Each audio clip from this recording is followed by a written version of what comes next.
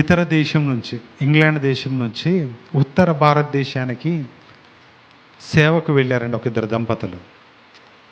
ఆయన ఇండియాకు వచ్చి ఇండియాలో ఒక అమ్మాయిని పెళ్లి చేసుకుని దక్షిణ భారతదేశంలో పెళ్లి చేసుకుని వీళ్ళిద్దరు భార్యాభర్తలు ఇద్దరు కలిసి, ఆమె ఒక డాక్టర్ అట, వాళ్ళిద్దరూ దేవుని మనస్సు కలిగినటువంటి వారై సేవకు వెళ్ళారు.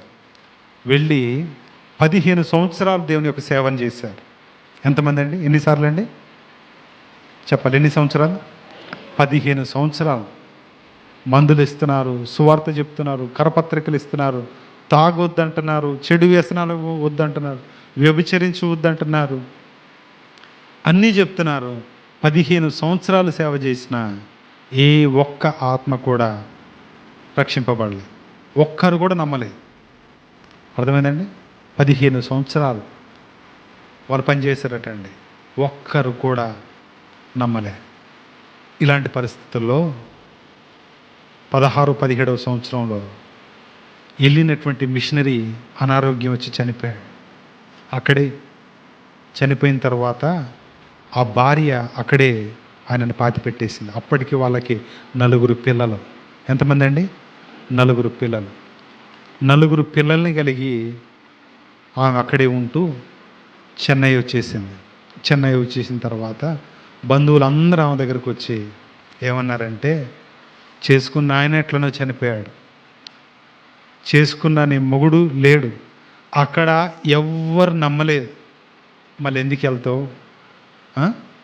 ఉత్తర భారతదేశానికి ఎందుకు వెళ్తావు? ఆగిపో, ఉండిపో, నువ్వు డాక్టర్వి, ఇక్కడ నీ కుటుంబాన్ని చాలా హుందాగా గౌరవంగా నీ కుటుంబాన్ని నువ్వు నడిపించుకోగలుగుతావు, ఆగిపో అంటే,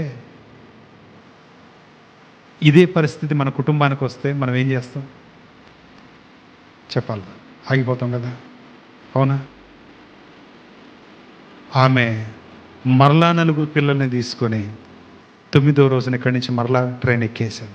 బంధువులందరూ రైల్వే స్టేషన్కి వచ్చి, వాళ్ళ మేనమామలు, మేనత్తలు, అమ్మ, తల్లిదండ్రులు అందరూ వచ్చి, వద్దమ్మా, వద్దు బిడ్డ, నువ్వు అక్కడ బ్రతకలేవు అని అంటే, లేదు నేను అక్కడికే వెళ్తా అని చెప్పి 9వ రోజునే తన మూట ముళ్ళే సదురుకొని మరలా ఉత్తర భారతదేశానికి వెళ్ళింది. వెళ్ళి స్వార్థ పరిచర్య ప్రారంభించింది. ఆమె మరలా పత్రికలు పట్టుకొని, మరలా మందులు పట్టుకొని సేవ చేస్తుంటే అక్కడ ఉండేటటువంటి వాళ్ళు చూసి ఆశ్చర్యపోయి, అరే భర్త లేడు, చచ్చిపోయాడు, ఇక్కడ ఆమెకి ఏ ఆస్తి లేదు, కానీ మరలా ఎందుకు వచ్చింది, ఎందుకు వచ్చావు అని అడిగితే ఏమి చెప్పిందట, మీ అందరి కోసం నా కుటుంబాన్ని నేను విడిచిపెట్టి ఇక్కడికి వచ్చా, మీరే నా వారని చెప్పిందటండి ఆ మిషనరీ. దేవునికి స్తోత్రం. ఆ అమ్మగారు ఏం చెప్పారండి? మీరే నా సొంత, మీరే నా అన్నదమ్ములు, మీరే నా అక్క చెల్లెలు, మీ తప్ప నాకెవరూ లేరని చెప్తే 3 నెలల్లో 32 బాప్తీసాలు కలిగాయి అక్కడ. దేవునికి స్తోత్రం. 3 నెలల్లో ఎంత? 32 బాప్తిస్మాలు. ఈరోజు ఆ సంఘం 6,000 మందితో నింపబడింది. దేవునికి స్తోత్రం. ఎంతమంది అండి? 6,000 మందితో నింపబడింది. ఆమె చనిపోయింది.